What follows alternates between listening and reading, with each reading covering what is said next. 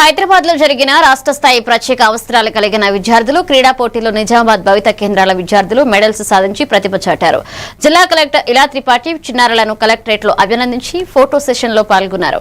ఇక విద్యార్థులను సిద్ధం చేసిన ఐఆర్పీలు అధికారులు కూడా అభినందించారు. ఇక భవిత కేంద్రాల్లో సమూన అవకాశాలు ప్రోత్సాహం అందుతుందని తల్లిదండ్రులు కూడా వినియోగించుకోవాలని సూచించారు.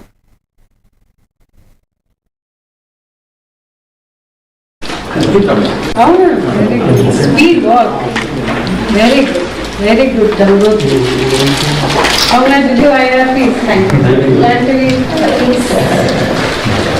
events so చాలా వాళ్ళకి motivation వస్తుంది.